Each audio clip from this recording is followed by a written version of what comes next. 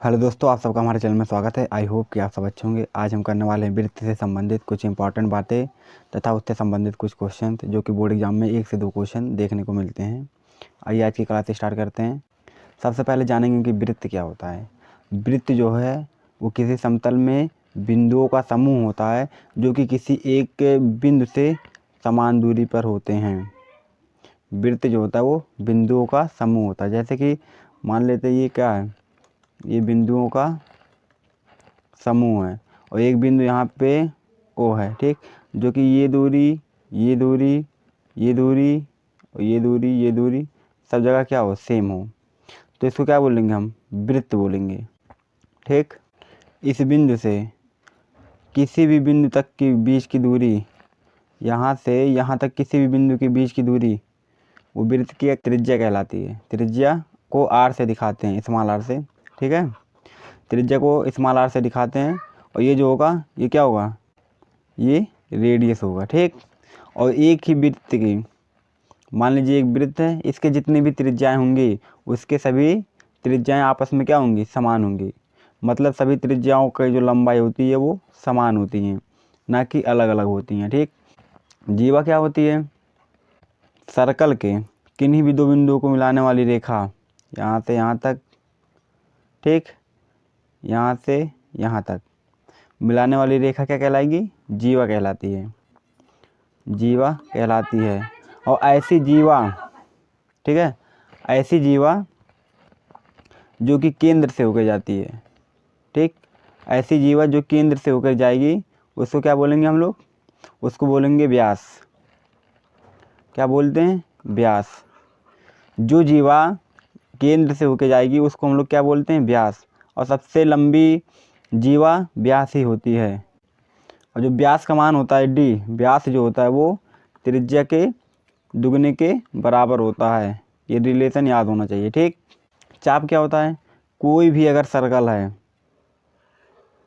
ठीक, मान लेते हैं सर्कल है, यहाँ से मान लेते हैं यहाँ तक की लंबाई, ये क्या कहलाएगी, ये जो है वृत्त की चाप कहलाती है।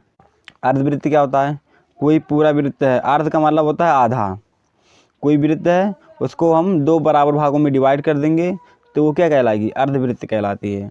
त्रिज्यखंड क्या होता है, त्रिज्यखंड होता है कोई सर्कल अगर है, ठीक है, और 2 त्रिज्याओं को हमने ऐसे मिला दिया किन्हीं 2 बिंदुओं से, ये जो त्रिज्याओं के बीच में जितना एरिया घिरा हुआ होगा उसी को हम लोग क्या बोलेंगे, त्रिज्यखंड बोलते हैं। क्या बोलेंगे इसको, त्रिज्यखंड बोलते हैं। आगे परिधि क्या होती है, कोई भी सर्कल है, ठीक है, अगर इस बिंदु पे है और इसी बिंदु से अगर हम लोग यहाँ से मान लेते चलना स्टार्ट करते हैं, घूमते घूमते घूमते घूमते फिर इसी बिंदु पे आ जा रहे हैं, तो जितनी दूरी हम चलेंगे वही क्या कहलाती है, उस वृत्त की परिधि कहलाती है। और परिधि का मान क्या होता है, पाई डी। पाई डी और डी का मान क्या होता है, 2r, तो यहाँ से क्या हो जाएगा 2πr। जो वृत्त की परिधि होती है वो 2πr के बराबर होती है। किसी भी वृत्त की परिधि, किसी भी वृत्त की परिधि और उसके व्यास का अनुपात सदैव निश्चित रहता है। मान लेते हैं अगर कोई ये सर्कल दिया हुआ है, इसके परिधि और व्यास का अनुपात हमेशा निश्चित रहेगा और किसके बराबर होगा, वो पाई के बराबर होगा। ठीक, आगे संकेंद्री वृत्त क्या होते हैं, ऐसे वृत्तों का समूह जिसका केंद्र एक ही हो। ठीक है, ऐसे वृत्तों का समूह जिसका केंद्र एक ही हो उसे संकेंद्री वृत्त कहते हैं। जैसे मान लेते हैं एक केंद्र है, इस वृत्त का केंद्र भी यही है और इस वृत्त का केंद्र भी यही है और इस वृत्त का केंद्र यही है, तो ये आपस में संकेंद्री वृत्त कहलाती हैं। सर्वांगसम वृत्त या चाप क्या होता है, ऐसे वृत्त जिनकी त्रिज्याएं आपस में समान होती हैं वो इन्हें सर्वांगसम वृत्त कहते हैं। ठीक, मान लेते हैं एक वृत्त यहाँ है और एक वृत्त यहाँ है, ठीक है, इसकी त्रिज्या जितनी है उसकी भी इतनी त्रिज्या है, तो ये दोनों आपस में क्या होंगे, ये आपस में सर्वांगसम होंगी और इनके परिधि का मान भी आपस में क्या होगा, बराबर होगा। आगे त्रिज्यखंड आपस में कैसे सर्वांगसम होंगे, मान लेते हैं वृत्त दिया हुआ है, ठीक, एक त्रिज्यखंड ये है, ठीक, उसके बाद इसी से ये त्रिज्यखंड बन रहा है, ये बराबर होंगे शीर्षाभिमुख कोण से, और ये भुजा बराबर होगी, ये भुजा आपस में बराबर होगी। तो इसको हम लोग सिमिलर ट्रायंगल से क्या कर सकते हैं, सर्वांगसम दिखा सकते हैं, क्योंकि दो भुजा बराबर हो गई, एक एंगल बराबर हो गया। अतः जो चाप ये है पहला और ये चाप सेकंड, ये दोनों आपस में क्या होंगे, सर्वांगसम होंगे। आगे अगर कोई भी वृत्त है, ठीक, इसकी दो समान जीवा हैं, मान लेते हैं जितनी लंबाई इस जीवा की है उतनी लंबाई इस जीवा की है, ठीक है। तो ये दोनों केंद्र पे बराबर कोण अंतरित करेंगे। कहने का मतलब ये है कि जितना एंगल ये बनेगा उतना ही एंगल ये बनेगा। कब बनेगा, जब ये वाली लंबाई और ये वाली लंबाई आपस में क्या हो, बराबर हो। कहने का मतलब ये है कि जब दोनों जीवा की लंबाई आपस में बराबर होगी तो वो जो केंद्र पे कोण अंतरित करेंगे वो बराबर अंतरित करेंगे, ठीक। मतलब एंगल दोनों का क्या होगा, आपस में बराबर होगा। आगे एक चीज़ हम जानेंगे, अगर कोई वृत्त दिया हुआ है और इसकी कोई जीवा यहाँ पे है और यहाँ से अगर हम कोई भी लंब खींचते हैं, ठीक, तो ये वाली लंबाई और ये लंबाई क्या होंगी, आपस में बराबर होती हैं। आगे अगर कोई सर्कल है और इसकी जीवा की लंबाई और ये जीवा की लंबाई बराबर है तो ये दोनों आपस में समान दूरी पे होंगे, केंद्र से समान दूरी पर होंगे। जितनी इनकी बीच की दूरी होगी उतनी ही यहाँ की बीच की दूरी होगी। कहने का मतलब ये है अगर दो जीवाओं की लंबाई आपस में बराबर हैं तो वे जो है केंद्र से समान दूरी पर स्थित होंगे, ठीक। आगे देखते हैं, वृत्त के किसी बिंदु पर स्पर्श रेखा से बिंदु से जाने वाली त्रिज्या पर लंब होती है, ठीक। कहने का मतलब ये है ये कोई वृत्त है, ये कोई वृत्त है और इस पे एक स्पर्श रेखा है, ठीक है। इस स्पर्श बिंदु से अगर केंद्र पे मिला दिया जाए तो ये रेखा जो होगी वो स्पर्श रेखा पे क्या होगी, लंब होती है हमेशा। आगे देखते हैं, आगे दिया हुआ है कि बाह्य बिंदु से खींची गई दो स्पर्श रेखाओं की लंबाइयाँ बराबर होती हैं, ठीक। ये वृत्त है और मान लेते कोई बाह्य बिंदु यहाँ से है और इस पर हमने क्या डाला, स्पर्श रेखा डाला, यहाँ से एक स्पर्श रेखा यहाँ से डाला, ठीक। एक केंद्र है, यहाँ से इसको मिलाया। अब कह रहा है कि ये वाली और ये वाली लंबाई आपस में बराबर होगी। अगर किसी भी बाह्य बिंदु से एक ही वृत्त पे हम दो स्पर्श रेखा डालते हैं तो उन दोनों स्पर्श रेखाओं की लंबाइयाँ बराबर होती हैं। इसको हम सर्वांगसम त्रिभुज से सिद्ध कर लेंगे। ये त्रिभुज और ये त्रिभुज क्या दिखा देंगे, सर्वांगसम दिखा देंगे। जब त्रिभुज सर्वांगसम हो जाएंगे तो ये वाली लंबाई और ये वाली लंबाई आपस में क्या हो जाएंगी, बराबर हो जाएंगी, ठीक। अब पहला क्वेश्चन दिया हुआ है, वृत्त को किसी एक बिंदु पर परिच्छेद करने वाली रेखा वृत्त का कहलाती है। क्या कहलाती है, हमने बताया था कि ये कोई सर्कल है और यहीं एक कोई बिंदु है, यहाँ से रेखा जा रही है। इस बिंदु को क्या बोलते हैं, स्पर्श बिंदु बोलेंगे और इस रेखा को क्या बोलते हैं, स्पर्श रेखा कहते हैं, ठीक। अतः वृत्त के किसी अगर एक बिंदु से जा रही है रेखा तो उसको हम लोग क्या बोलेंगे, स्पर्श रेखा बोलते हैं, ठीक। अतः विकल्प नंबर डी सही हो जाएगा। आगे देखते हैं, वृत्त स्पर्श रेखा वृत्त को जिस बिंदु पे स्पर्श करती है उसे क्या कहते हैं। अभी हमने बताया कि उस बिंदु को क्या बोलते हैं, स्पर्श बिंदु बोलते हैं, ठीक। कोई वृत्त है, अगर कोई रेखा उसके एक बिंदु से जाएगी तो उस बिंदु को स्पर्श बिंदु बोलते हैं और उस रेखा को स्पर्श रेखा कहते हैं। आगे, वृत्त के दो बिंदुओं को परिच्छेद करने वाली रेखा को क्या कहते हैं, उसको हम लोग जीवा रेखा कहते हैं या छेदक रेखा कहते हैं। कहने का मतलब ये है, ये सर्कल था, एक बिंदु यहाँ है और एक बिंदु यहाँ है, यहाँ से कोई रेखा जा रही है तो ये जीवा ही तो है इस वृत्त की, तो ये क्या कहलाएगी, जीवा कहलाती है या फिर छेदक रेखा कहलाती है। छेदक का मतलब छेद के आर पार हो जाती है, ठीक। तो उसको छेदक रेखा बोलते हैं या फिर जीवा बोलते हैं। आगे देखते हैं, यदि समांतर चतुर्भुज की सभी भुजाएं किसी वृत्त को स्पर्श करें तो वह चतुर्भुज होगा। कहने का मतलब ये है कि अगर कोई सर्कल है, ठीक, और इस पर कोई समांतर चतुर्भुज है जिसकी सभी भुजाएं इसको क्या कर रही हैं, स्पर्श कर रही हैं, ठीक है, ये स्पर्श कर रही हैं यहाँ पे, तो ये जो चतुर्भुज होगा वो कौन सा चतुर्भुज होगा, वो समचतुर्भुज होगा। कैसे होगा, क्योंकि ये वाली लंबाई ये वाली लंबाई आपस में बराबर होगी, ये वाली लंबाई बराबर होगी, ये वाली और ये वाली। अब सबको जोड़ के हम क्या कर देंगे, बराबर दिखा देंगे। तो ये वाली भुजा, ये वाली भुजा, ये वाली भुजा, ये वाली भुजा सभी क्या आएंगे, आपस में बराबर आती है। तो इसका मतलब ये क्या हो जाएगा, समचतुर्भुज हो जाएगा। ठीक, तो विकल्प नंबर डी सही हो जाएगा। आगे चलते हैं। 5 सेंटीमीटर त्रिज्या वाले एक वृत्त के बिंदु P पर स्पर्श रेखा PQ केंद्र O से होकर जाती है। जाने वाली रेखा बिंदु O पर इस प्रकार मिलती है कि OQ बराबर 12 सेंटीमीटर, तो PQ की लंबाई क्या होगी। क्वेश्चन बोला है कि एक सर्कल है, ठीक, और इसकी त्रिज्या कितनी है, 5 सेंटीमीटर है। यहाँ पे बिंदु P है जो कि स्पर्श रेखा है, और ये PO है। एक रेखा जो है ऐसे जा रही है, ये स्पर्श रेखा है Q, ठीक। यहाँ से एक रेखा जा रही है OQ, इसकी लंबाई जो है वो 12 सेंटीमीटर है और त्रिज्या जो है वो 5 सेंटीमीटर है। अब हम फिगर से देख रहे हैं कि ये त्रिभुज कौन सा त्रिभुज बन रहा है, समकोण त्रिभुज बन रहा है, ये 90 होगा। तो यहाँ पे हम क्या लगाएंगे, पाइथागोरस प्रमेय लगाएंगे। तो पाइथागोरस प्रमेय जब लगाएंगे हम लोग, तो यहाँ पे PQ बराबर क्या आ जाएगा, अंडर रूट में OQ square minus OP square.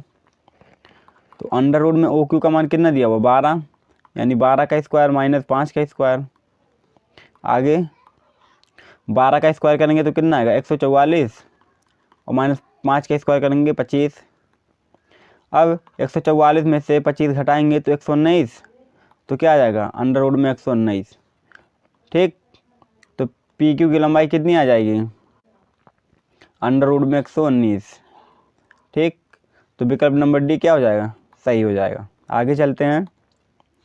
6 centimetre त्रिज्या वाले वृत्त के केंद्र से 8 सेंटीमीटर दूर स्थित एक बिंदु से वृत्त पर खींची गई स्पर्श रेखा की लंबाई क्या होगी।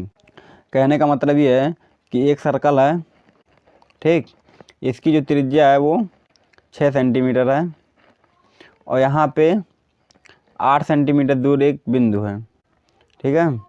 कहाँ से, केंद्र से, यहाँ से कोई बिंदु है, केंद्र से 8 सेंटीमीटर दूर है, ठीक है। केंद्र से जो है एक बिंदु है, मान लेते हैं इसका नाम दे दिया O, इसका नाम दे दिया P, इसका नाम दे दिया Q। Q जो है वो केंद्र से 8 सेंटीमीटर दूर पर स्थित है। तो बोला है कि ये स्पर्श रेखा की लंबाई क्या होगी, ठीक। अब हम देख रहे हैं ये समकोण त्रिभुज हो गया। तो अभी हमने पिछली बार क्वेश्चन बताया कि क्या लगा लेंगे, पाइथागोरस प्रमेय लगा लेंगे। अब पाइथागोरस प्रमेय यहाँ भी लगाएंगे, तो PQ बराबर क्या हो जाएगा, कर्ण का स्क्वायर, कर्ण का मान कितना दिया हुआ 8, 8 का स्क्वायर माइनस लंब का स्क्वायर यानी 6 का स्क्वायर, ठीक। तो यहाँ से हो जाएगा अंडर रूट में 8 का स्क्वायर 64 और 6 का स्क्वायर 36। इसको घटा देंगे कितना आएगा 28। अब 28 को क्या लिख सकते हैं, 2 अंडर रूट 7, 2 दूनी 4, 7 28, ठीक। अतः विकल्प नंबर सी क्या हो जाएगा, सही हो जाएगा। आगे देखते हैं। बिंदु Q से वृत्त पर स्पर्श रेखा की लंबाई 24 सेंटीमीटर है तथा O की केंद्र से दूरी 25 सेंटीमीटर है, तो वृत्त की त्रिज्या क्या होगी। क्वेश्चन में दिया हुआ है एक सर्कल है जिसकी रेडियस कितनी है, निकालनी है हमको रेडियस, ठीक। और बोला है कि एक बिंदु है जो कि केंद्र से कितनी दूरी पर है, यह है 25 सेंटीमीटर दूरी पर है, ठीक। अब बोला है कि स्पर्श रेखा की लंबाई, यहाँ से इस बिंदु पे हमने क्या किया, स्पर्श रेखा खींच दिया, इसकी लंबाई जो दी हुई है ये 24 सेंटीमीटर दी हुई है। अब बोला है कि रेडियस का मान कितना होगा, तो यहाँ पे रेडियस मान लेते हैं r है, तो r बराबर हो जाएगा अंडर रूट में कर्ण स्क्वायर, पाइथागोरस प्रमेय लगाएंगे तो 25 का स्क्वायर माइनस 24 का स्क्वायर, और 25 का स्क्वायर करेंगे तो 625 माइनस, और 24 का स्क्वायर करेंगे तो 576, ठीक। अब 625 में से 576 घटाएंगे तो कितना आएगा 49 आएगा, और 49 का अंडर रूट निकालेंगे तो 7 सेंटीमीटर क्या आ जाएगी रेडियस, यानी r का मान कितना आ गया 7 सेंटीमीटर। अतः विकल्प नंबर ए सही हो जाएगा, ठीक। आगे देखते हैं। एक बिंदु A जो वृत्त के केंद्र से 5 सेंटीमीटर दूरी पे है और वृत्त की स्पर्श रेखा की लंबाई 4 सेंटीमीटर है, तो वृत्त की त्रिज्या क्या होगी। अभी पीछे क्वेश्चन क्या है उसी की तरह है ये, तो यहाँ पे हम डायरेक्ट त्रिभुज बना देते हैं, ठीक। बोल रहा है आर का मान निकालिए। अगर केंद्र से, मान लेते हैं ये केंद्र है, केंद्र से बिंदु के बीच की दूरी कितनी है 5 सेंटीमीटर और ये 4 सेंटीमीटर है। यहाँ से पाइथागोरस प्रमेय लगाएंगे तो आर बराबर हो जाएगा रूट में 5 का स्क्वायर माइनस 4 का स्क्वायर बराबर 5 का स्क्वायर 25 और 4 का स्क्वायर 16। अब 25 में से 16 गया तो 9, रूट में क्या आ जाएगा 9, और रूट 9 का मान कितना होता है 3 होता है। ठीक, तो आर का मान कितना आ गया 3, अतः विकल्प नंबर ए सही हो जाएगा। ठीक, आगे देखते हैं। आगे क्वेश्चन दिया हुआ है 2 संकेंद्रीय वृत्तों की त्रिज्याएं क्रमशः 5 सेंटीमीटर और 3 सेंटीमीटर है। बोला है कि 2 संकेंद्रीय वृत्त हैं, फिगर सही नहीं बन रहा है। ठीक, तो यहाँ से बोला है कि जो बड़ी वृत्त है उसकी त्रिज्या कितनी है, ये 5 सेंटीमीटर दिया हुआ है और ये इसकी त्रिज्या कितनी हुई है 3 सेंटीमीटर दी हुई है। ठीक, आगे बोला है कि बड़े वृत्त की उस जीवा की लंबाई क्या होगी जो कि छोटे वृत्त को स्पर्श करती है। मतलब बोल रहा है कि ये जीवा है जो कि क्या कर रहेगा, इसको स्पर्श करेगा एक बिंदु पे। ठीक, अब बोला है कि स्पर्श रेखा की लंबाई क्या होगी। ठीक, अब यहाँ से हम इसको यहाँ से मिला लेते हैं इस बिंदु से, तो ये कितना हो जाएगा 5 सेंटीमीटर और ये क्या हो जाएगा 3 सेंटीमीटर, और हमको स्पर्श रेखा की लंबाई निकालना है और ये क्या हो जाएगा एक त्रिभुज बन जाएगा। अब यहाँ से पाइथागोरस प्रमेय लगा लेंगे हम, तो स्पर्श रेखा की लंबाई हो जाएगी, मान लेते हैं स्पर्श रेखा की लंबाई L है, तो ये हो जाएगा, ये क्या हो गया 5 यानी 5 का स्क्वायर। ठीक, और ये वाली भुजा कितनी है 3 सेंटीमीटर माइनस 3 का स्क्वायर बराबर 5 का स्क्वायर 25 और 3 का स्क्वायर 9, ये कितना हो जाएगा √16 यानी कि 4। मतलब जो स्पर्श रेखा की लंबाई यहाँ से यहाँ तक आएगी वो कितनी आएगी 4 सेंटीमीटर आएगी, L बराबर 4 सेंटीमीटर, अतः विकल्प नंबर ए सही हो जाएगा। ठीक, आगे देखते हैं। 2 संकेंद्रीय वृत्तों की त्रिज्याएं क्रमशः 10 सेंटीमीटर और 6 सेंटीमीटर है, तो बड़े वृत्त की उस जीवा की लंबाई ज्ञात कीजिए जो कि छोटे वृत्त को स्पर्श करें। पिछले सवाल की तरह ये भी है, तो यहाँ से हम बनाते हैं 2 फिगर। अब बोला है क्वेश्चन में इसकी त्रिज्या कितनी है 6 सेंटीमीटर और इसकी त्रिज्या कितनी है 10 सेंटीमीटर। अब बोला एक जीवा है जो कि इस बिंदु को क्या करेगी स्पर्श करेगी। ठीक है, ये स्पर्श करेगी। अब हम यहाँ से देख रहे हैं समकोण त्रिभुज बन रहा है, तो फिर यहाँ पे पाइथागोरस प्रमेय लगा लेंगे। तो यहाँ से स्पर्श रेखा की लंबाई L बराबर मान लेंगे 10 का स्क्वायर माइनस 6 का स्क्वायर यानी √ में 100 माइनस 36, और 100 में से 36 जाएगा तो कितना बचेगा 64, और ये किसका मान है 8 सेंटीमीटर। मतलब कि ये कि स्पर्श रेखा की लंबाई मतलब यहाँ से यहाँ तक की लंबाई आ गई। हमको निकालना क्या है, हमको निकालना है जीवा, मतलब ये पूरी लंबाई हमको निकालनी है यहाँ तक। तो ये दुगना हो जाएगी पहले की, मतलब जीवा की लंबाई जो हो जाएगी वो 2 × L यानी 2 × 8, ठीक, यानी 16 सेंटीमीटर हो जाएगा। ठीक, तो विकल्प नंबर बी सही हो जाएगा। ठीक, पीछे वाले क्वेश्चन में देख लेंगे एक बार हम, यहाँ पे क्या पूछा था, यहाँ भी जीवा की लंबाई पूछा था, तो यहाँ भी क्या करेंगे हम 2 से गुणा कर लेंगे तो ये कितना आ जाएगा 8 सेंटीमीटर आ जाएगा। ठीक, तो विकल्प नंबर बी यहाँ भी सही हो जाएगा। ठीक, आगे देखते हैं। यदि ए पी और ए क्यू केंद्र वाले किसी वृत्त पर 2 स्पर्श रेखाएं इस प्रकार हैं कि पी ओ क्यू बराबर 110, तो एंगल पी ए क्यू बराबर है। दिया हुआ है कि कोई सर्कल है, एक बिंदु है ए। अब 2 स्पर्श रेखा यहाँ से हम खींचते हैं। ठीक, थोड़ा फिगर सही नहीं बन रहा है, ये बिंदु P है, ये बिंदु Q है, ये है O। ठीक, अब बोला है कि ये जो एंगल है POQ ये कितना है 110, तो एंगल PAQ का मान क्या होगा x। ठीक, हम ये देख रहे हैं क्या बन रहा है, ये एक चतुर्भुज की तरह बनेगा। ठीक, तो यहाँ से हम देखेंगे, या फिर हम ऐसे निकाल सकते हैं, इसको यहाँ से मिला देंगे। ठीक है, ये एंगल कितना हो जाएगा आधा हो जाएगा, आधा का मतलब 110/2 यानी 55, और ये कितना है 90, और ये एंगल x/2 हो जाएगा यानी x/2 + 90 + 55 यानी कितना होना चाहिए 180।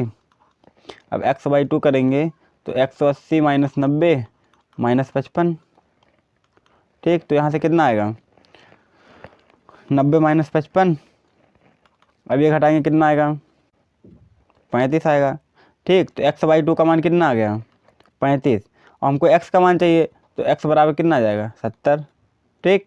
तो विकल्प नंबर सी क्या हो जाएगा, सही हो जाएगा।